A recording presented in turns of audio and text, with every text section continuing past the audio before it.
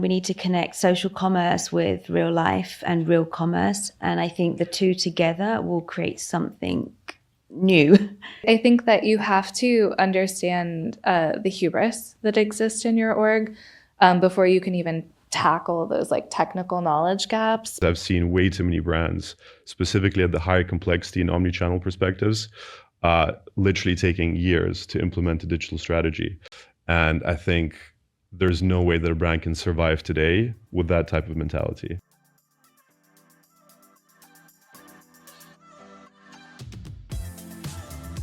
Have you ever wondered why some brands grow exponentially, building legions of passionate fans that live and die by their logos, and some, well, don't? I do, all the time, and that's probably because I'm a massive brand nerd, but I believe there's a secret sauce at the core of every remarkable brand, a formula that sparks the growth of passionate communities of superfans, building a business and a reputation that will last for years to come. In this podcast, we tap into the greatest marketing minds in the world as they share the exact tactics and strategies used to build the world's greatest brands, dropping actionable insights every brand builder can apply. My name is Paul Archer, and I'm a specialist in brand advocacy and word of mouth, having consulted for hundreds of brands on a topic. Co-hosting with me is the wonderful Verity Hurd, expert on the bleeding edge of social media. It's time to learn and build brand advocacy.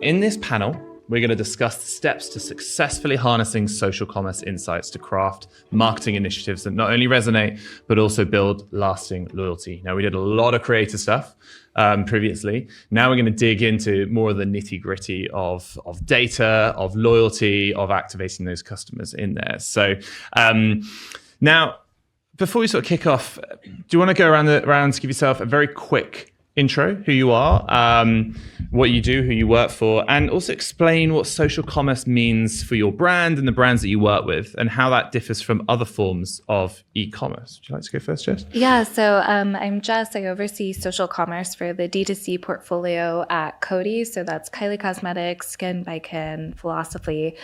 I think that for me, since I'm D2C specifically for brands that don't necessarily have a D2C history, social commerce is really important because it's that tool that helps us bridge between the traditional points of sales and really meet our consumers where they're at to sort of migrate them into this D2C ecosystem. My name is Djalal. I'm one of the founders of Ometria. We're a customer data and experience platform. We help brands create marketing experiences across multiple channels. And I think social commerce, at least from the brands that I work with, has evolved significantly over the last few years. First, it started off by helping brands acquire customers. Then it was through engagement and creating retention.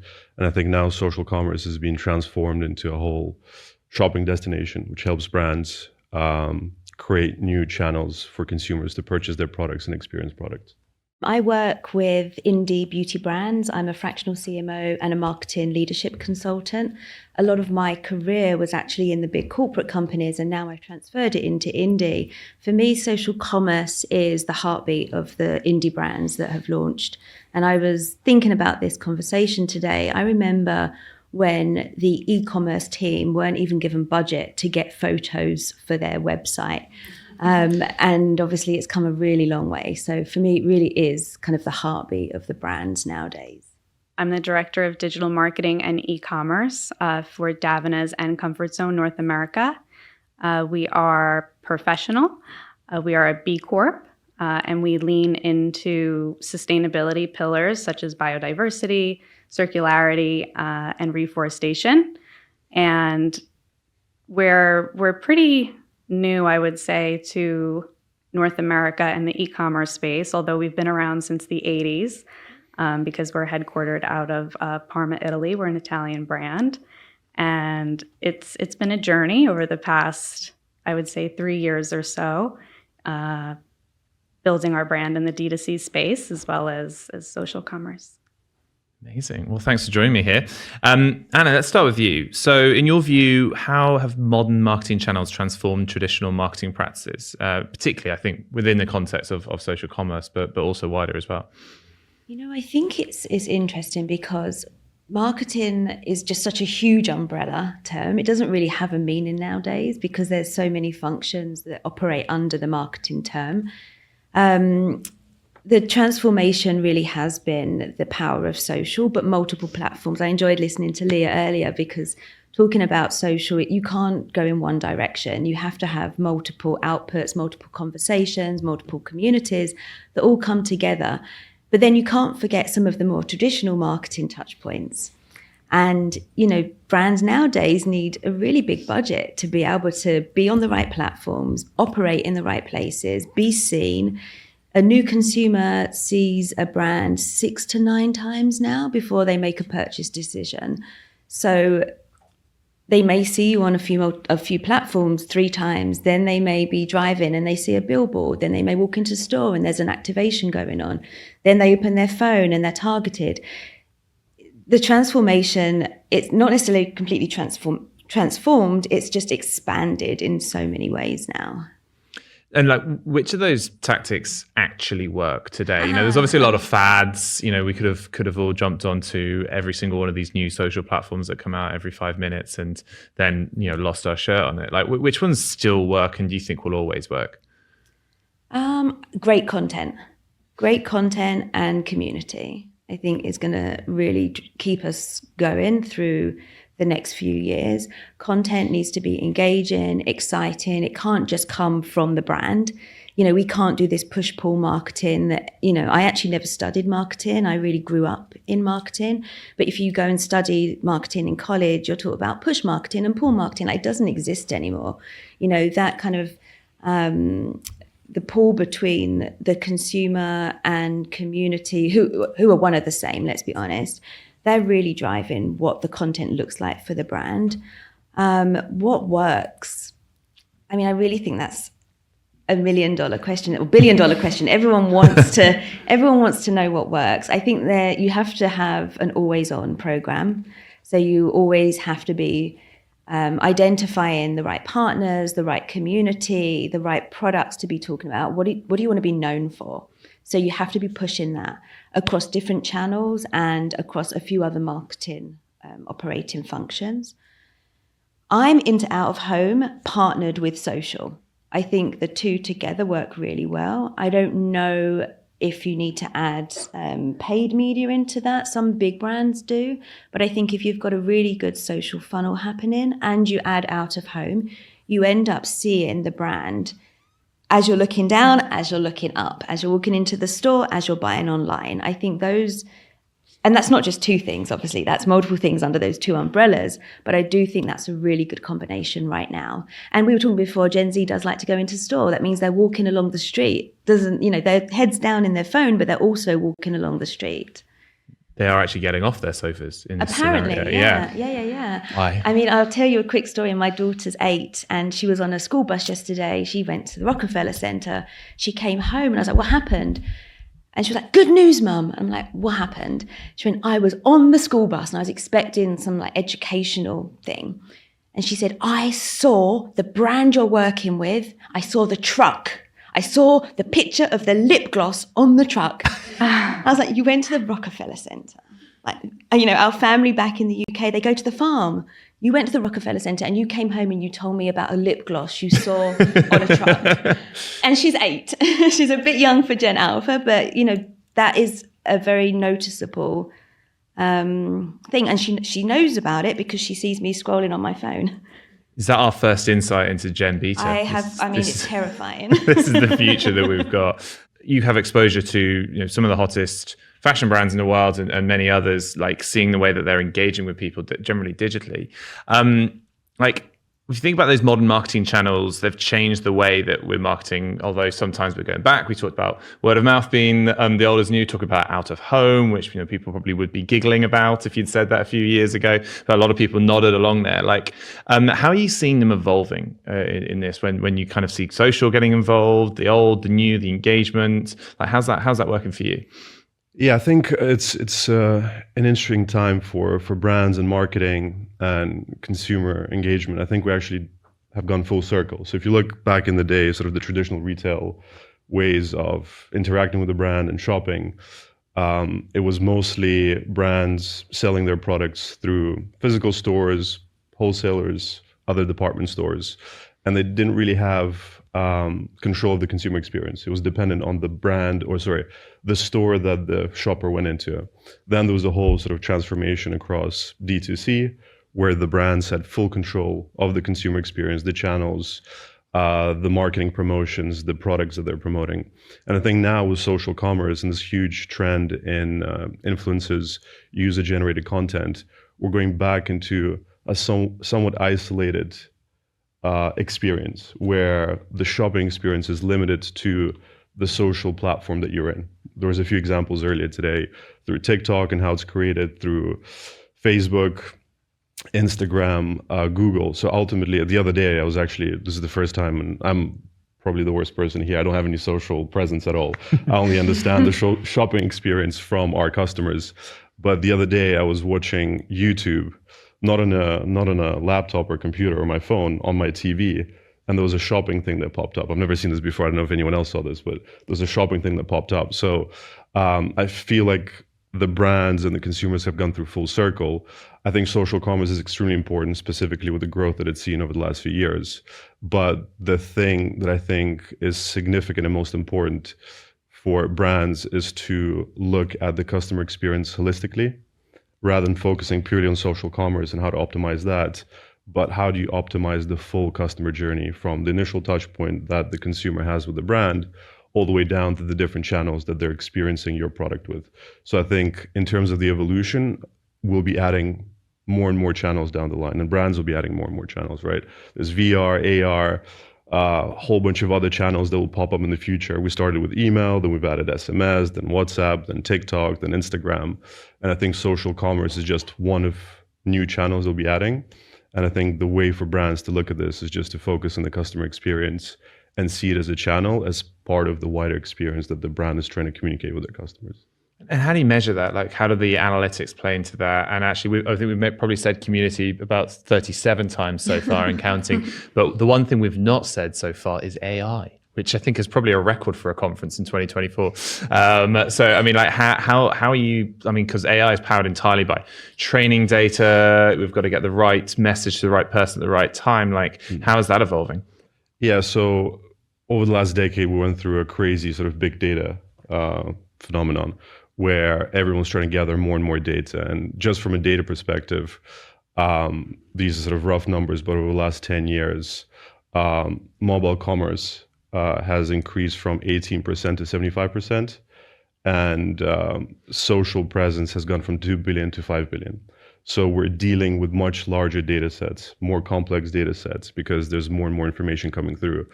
And as we went through this big data phase, brands have acquired more and more data. They're paying crazy amounts of money to store that data. But unfortunately, the reality today is that a lot of the brands are not leveraging that data. There's a recent Forrester report where brands are only leveraging 20% of the data that they sit on. So we've collected all this data, but we're not leveraging this data to understand the customers and communicate in a better way. And of course, that's where AI comes in, because you are what you eat. So you can't train these algorithms without clean data, accurate data. So we're in this kind of paradox where we have gathered data over the last 10 years, but it's not at a stage where we can use it to train these algorithms in the best possible way to communicate with customers. Because AI and data gives you the possibility to communicate with your customers in the best possible way. And I think one more point, consumers are now expecting to be communicated in that way. Back in the day, let's say 5 years ago, most consumers across different generations didn't fully comprehend how AI can influence the world today. But I think now with ChatGPT, everyone's aware of it, especially the new generation. So they understand how what technology is available and how they can be communicated to. And the brands that are actually not doing that, the consumer will be upset because they'll be like, okay, all these technologies out there, why is this brand sending me messages that I'm not sort of relating to?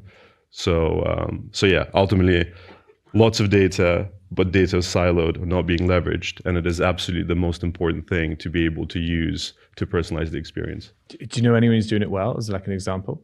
Yeah, we've seen many brands that do it well. I can give you a specific example of how data, AI, and personalization was used in a very tactical, tangible way. I'm not going to give any names out there because it has some of our competitors. I don't want to badmouth anyone, but there's a beauty brand that we work with. It's not Amanda, it's a different beauty brand. Prior to, let's say, leveraging our software, they used to send a lot of newsletters, and they used to go in and let's say they want to promote Tom Ford products or Tom Ford perfume. And they would go in, extract data from the e-commerce platform and say, show me customers who have purchased Tom Ford products over the last 6 months. And then they would manually create segments through Excel or whatever technology they're using, upload those into their email service provider, and send out a newsletter to customers who have purchased Tom Ford products 6 months ago, promoting Tom Ford products. And that would take them about two hours per campaign. And the reality is, even though they've segmented and they use some sort of data, the experience for the customer is pretty terrible because people who have interacted or purchased Tom Ford perfume or Tom Ford products over the last 6 months doesn't necessarily mean they're interested in it today. So the shift went from using a segment or an audience of a particular time frame to an audience that would be created not in 2 hours, but within minutes, using predictive algorithms to say, show me customers who have the highest affinity and are likely to have the highest conversion with any Tom Ford product, not based on purchase behavior, but based on any single interaction that they've had. It could be purchase behavior, it could be on-site behavior, it could be based on device, it could be based off the entire population of the analysis that's being conducted. So going from 3 hours to 2 minutes, but most importantly, creating an experience that is highly tailored to the individual that's receiving the communication. That's fascinating. And Jess, if you kind of take that in mind with regards to when they're actually making a purchase, I mean, you literally have social commerce in your job title at one of the biggest beauty groups in the world. Like, you've probably seen this rolled out in multiple different ways. Like, what tactics are working? What do you think every brand should be doing right now? So all of our brands are specifically platformed on Shopify. And one of the first things that I did when I came in is I saw that as sort of low hanging fruit. There's a lot of Shopify integrations across so many of the platforms. We didn't have shoppability enabled on Pinterest. And what I found for philosophy is that we were getting 10.5 million viewers on our Pinterest profile every single month. None of that was converting to site traffic when I went in the back end of Adobe. So I was like, why? Why is this happening? And I realized that it was because a lot of the content on Pinterest about our brand was either outdated. I found links that even drove to Sephora, which we haven't been carried in Sephora for probably a decade now.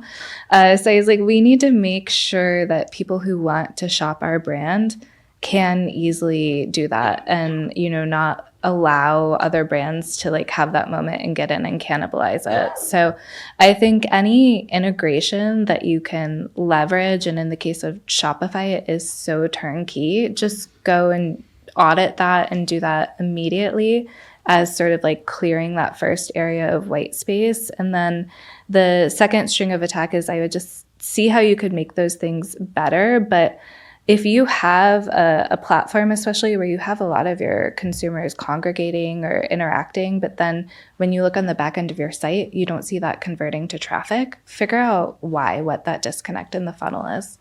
It's huge. And like, if you think about it from Amanda, you're obviously all over this and you've got a huge amount of part of the I can't even talk.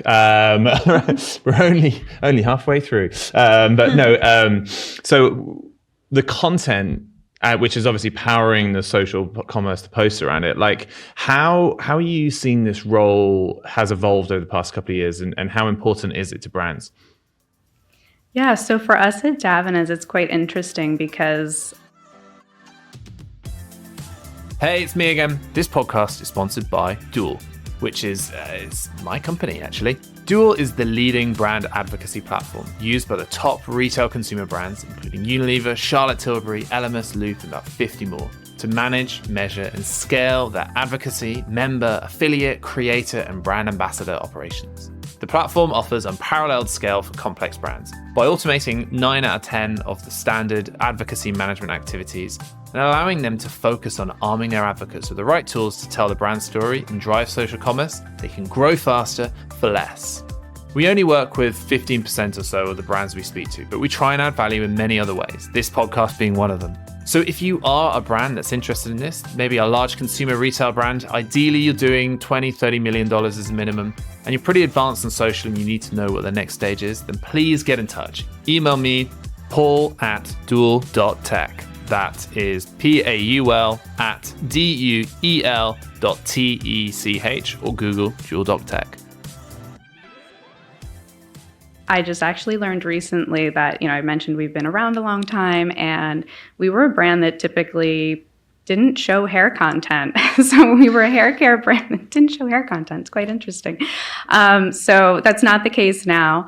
We're leveraging new functionalities on site, such as we just got a hair quiz, might be a little behind in that area, but we're really looking to take the first party data that we're collecting from touch points like that, and then seeing how we can learn and evolve and integrate those insights into the content that we're collecting. We're always A/B testing. We're always feedbacking to our global partners, who is responsible for creating the majority of our content. This is very important communication, just I think within all brands, within our brand, cross-functionally. We are very close with the social team, the team that I have going for email and SMS. We have, several meetings monthly just to ensure we're all on the same page and that, we're all gathering the insights collectively so that we can optimize our strategies go forward. And how much of that content is UGC versus I don't know what the word is. I don't think anyone's coined a good one for not UGC. It's not model content, in-house content. I don't know if you've got a word that's better. I haven't figured one out yet. I don't think so. We've been using UGC. We use partners like Dash Hudson. We work with Aspire IQ to leverage and find different influencers that we think are best aligned with the brand. And that's really important for us too. I think finding partners that really have an organic love for the brand. Otherwise, then it doesn't come across so authentic to the consumer on the other end. So we're always really focused on that.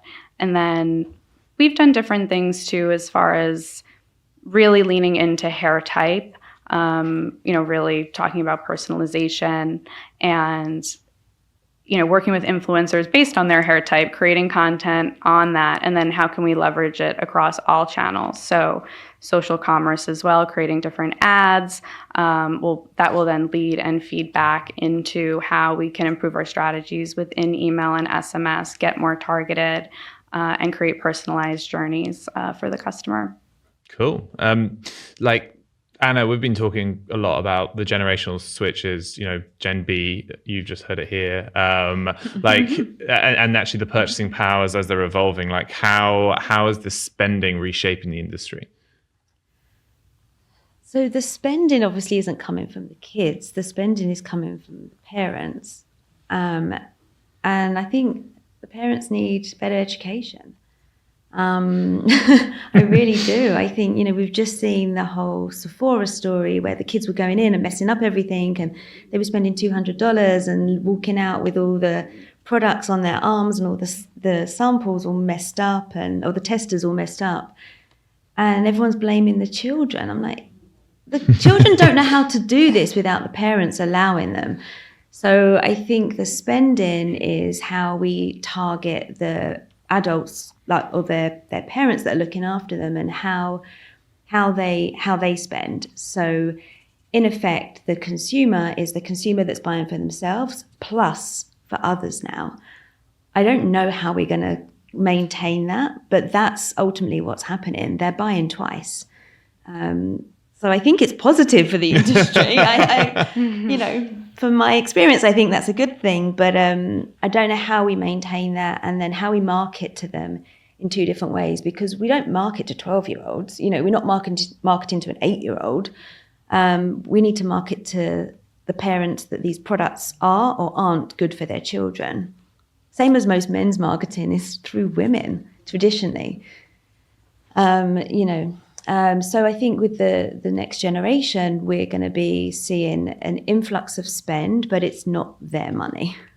Okay. That I actually makes a lot of have sense. something to add to that too. I think, as marketers, there's also this sort of ethical obligation that we had. I had this meeting that I kept trying to get off of my calendar for months and months, and we finally had to have it. It was with someone internally who really wanted to advocate for Roblox. And they wanted us to run it for Kylie Cosmetics. And I ended up looking into the stats, and I'm like, we cannot advertise lip gloss to 10-year-olds, one, I don't think the ROAS would be there, but outside of that, this is just not a good idea at all. So I think that, just because an audience could be there and maybe our product would resonate with them, it's kind of how Kiehl's has a really great campaign right now about how their products aren't for kids. So I think that you also need to step back and think that just because the audience is there, should I be speaking to them in this way? Yeah, and it's a flash in the pan right now. It's likely to continue, but it's just big hype and all the media's talking about what's happening right now with the kids. It will continue, but it's not going to be the main audience for most of these brands. And a lot of the brands are going to come into trouble because when they did their market research about who their product was for, it wasn't for a 10-year-old's skin. And when they talk about clinicals and 98% saw improvement over 3 hours or whatever, it wasn't on a 10-year-old, and 10-year-olds shouldn't be using peptides and they shouldn't be using retinols. And so you're right, just because the audience is there, it doesn't necessarily mean it's the right fit for the brand. And it depends on the brand objective. If for me, the smaller indie brands at Sephora and Ulta, some of them are just buying, some of them have created the brand and are just quickly wanting to buy out. They just want to explode and then leave the brand. That's fine, you're in and out, but it still doesn't mean it's ethically correct. I have something. I was going to ask you, actually, how's it working for you guys, Amanda? Yeah, it's interesting that you're framing it this way, because Davines has been very slow to adapt TikTok in particular. We're obviously interested in targeting the younger generation and these new audiences, but I think we've been playing around and very on the fence about what that means for us and what that should look like. And like you're saying, just because the audience is there, is it what's really best for the brand? So we've sort of been taking this crawl, walk, run sort of phasing, and right now we're still crawling. I think we're doing great, but we're really just using it as an opportunity to sort of test the content that we're putting out, and again, staying true to the brand. I think staying true to who we should really be marketing to, and then kind of going from there. So stay tuned, subscribe. Well, and that's sort of evolving the company, because obviously you've got an older brand and you're sort of changing it. Is this been a big digital transformation for you as an organization, or were you quite early on that, or are you going through it currently? No, it's definitely been a really big digital transformation, I would say, for the company over the past few years. We've also done a lot of work to just upskill leadership. Our partners sitting in Italy, I think that, sitting here as the largest market in America, that there is a lot just for us to teach others within the company and upskill them. Because we're just always moving so fast. Things are happening so fast here. It's not the same across the globe sometimes. So we're doing our best, and it's working. So knows that I've gotten maybe a year ago, 6 months ago, today we have small wins, getting the yeses. So, yeah. One at a time. Jess, you do, and we've also got Mum's iPad as well, so send in questions if you have them.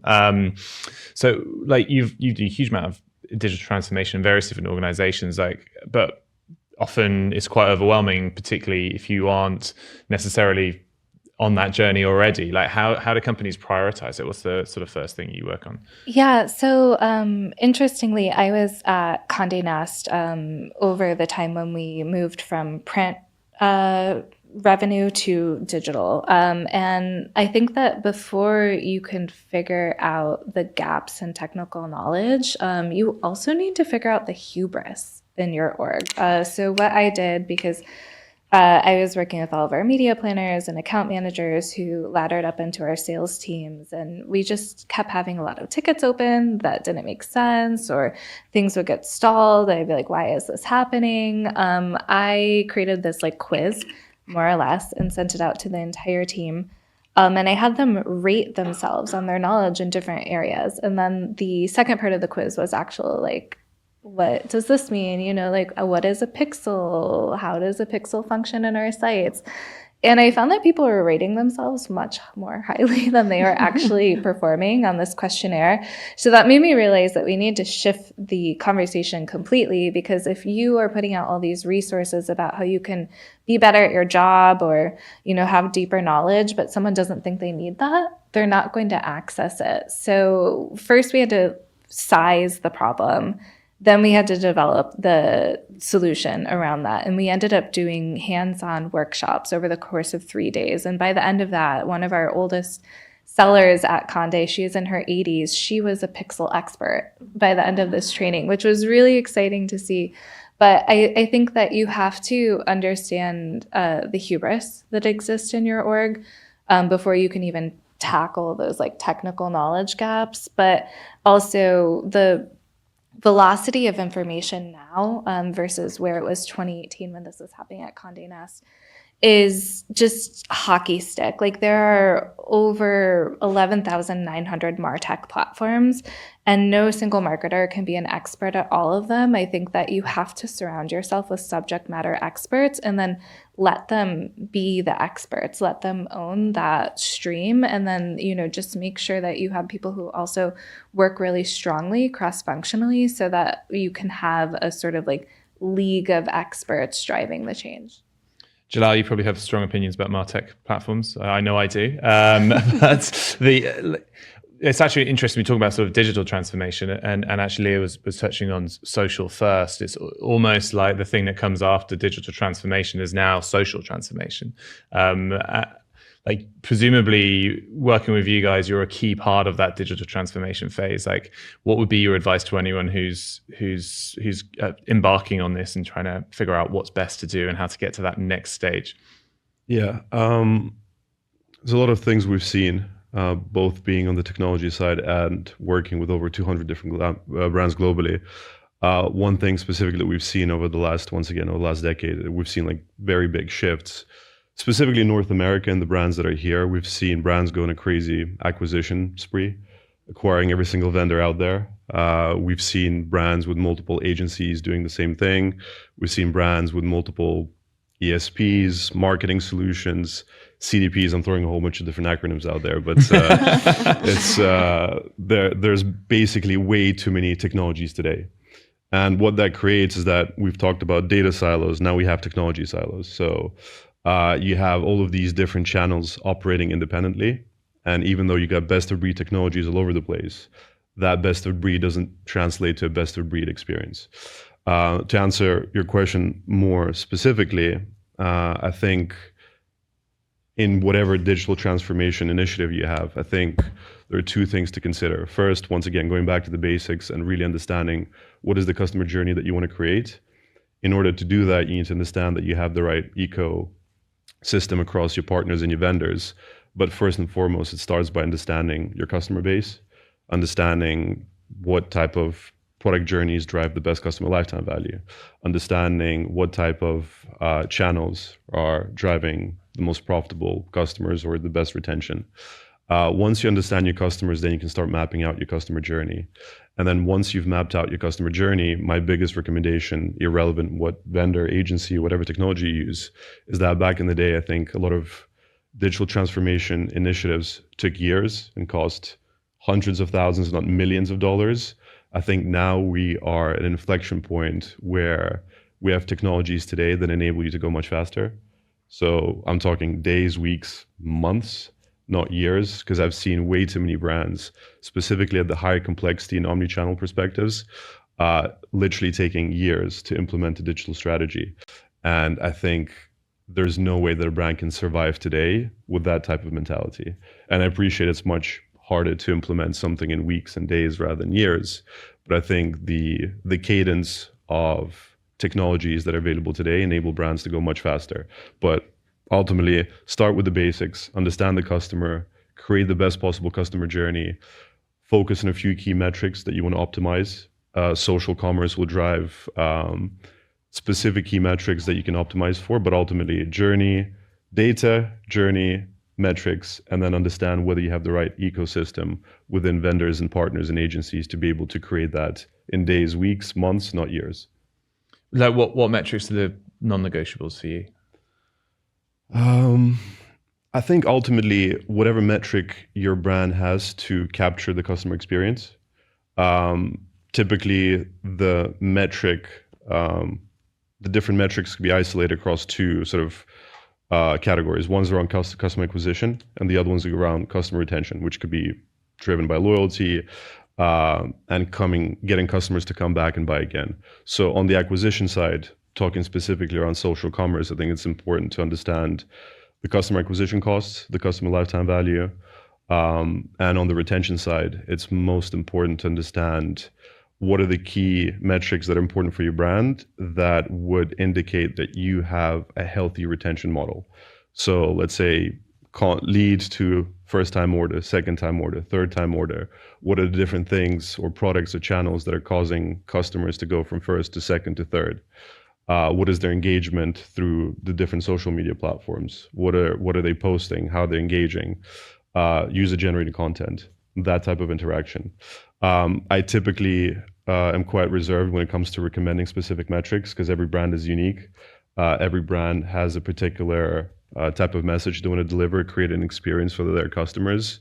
But ultimately, I would start with those two, separating acquisition, retention, then focusing 2-3 key metrics that would help the brand understand are they getting closer to delivering that customer experience that they're aiming to deliver. And so talking of omnichannel, we actually have a question on here, which is about the idea of SMS and text. Like, is anyone finding power in this? Is it like, are you seeing that utilized across the board? Love to hear. You know what?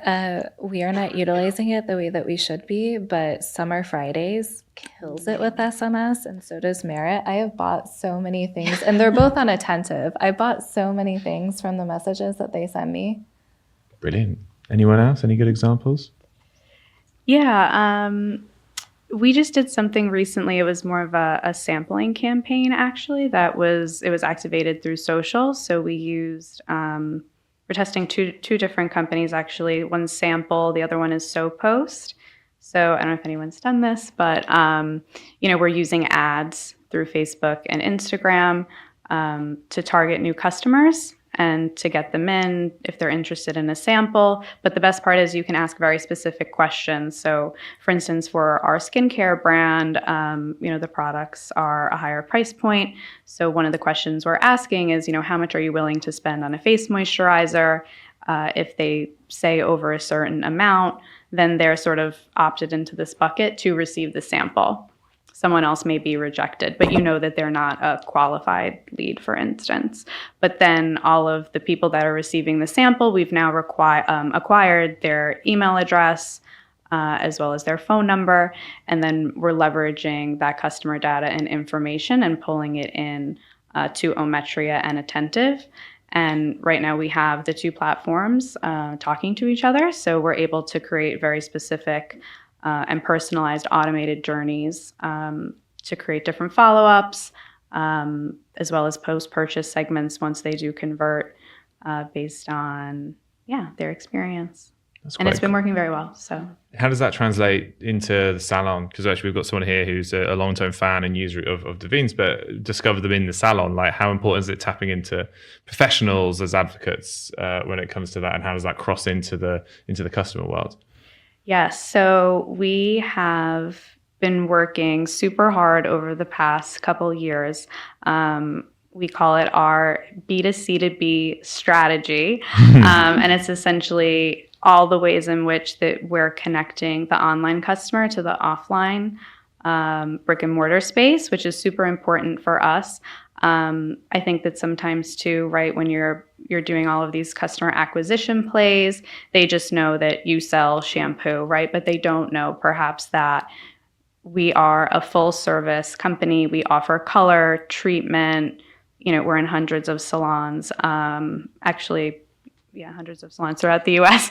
So, we're looking at everything throughout the customer journey, from, the ads that we're serving that are just salon and professional dedicated to let them know. We have inserts that are in our orders that they receive that link back to the salon locator. Nuts to bolts, like, we've kind of tried to think of it all up to this point, and we're doing a really good job because we were just featured in I think it was like the top 100 brands for WWD just a few weeks ago, and it was like fully noted that we're doing an amazing job of communicating our professional heritage, and we're really proud of it. And I do my best to always communicate back to the team and reinforce that it is the heart of the brand. I think being on the digital D2C side, you can lose sight of that a bit, but we have to keep pushing and fighting the good fight. Amazing. And Anna, finally, and congratulations, by the way. Anna, in 10 seconds, what's next in social commerce? What should we be prepared for the next few years? Hard question in 10 seconds. I think we need to keep our eyes open. We need to connect social commerce with real life and real commerce. And I think the two together will create something new. So I think, what we're seeing now is going back to the young girls, they're running into Ulta and Sephora, looking at their phones saying, I want this. So we're going to have to find a way of taking that social piece, that social commerce, into like IRL and how we connect the two. So the in-store, out-store, we used to call it online, offline experience, but I don't think that really means very much now, but it is kind of joining the dots. Amazing. Sorry. That was great and very concise. Well, thank you very much, Anna, Amanda, Djalal, and Jess. Thank you for your time. Thank you.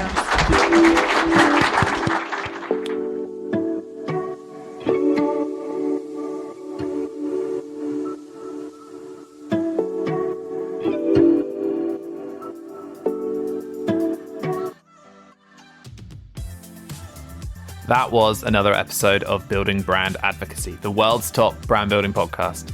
To find out more about building brand advocacy and how this podcast is part of a bigger plan for our brand building cookbook, then make sure to search for Building Brand Advocacy in Apple Podcasts, Spotify, Google Podcasts, or anywhere else that podcasts are found, and make sure that you click subscribe so you don't miss any future episodes. Thanks to Duel for sponsoring. To find out more, go to www.duel.tech, that's duel.tech. And on behalf of the team here at Building Brand Advocacy, thanks for listening.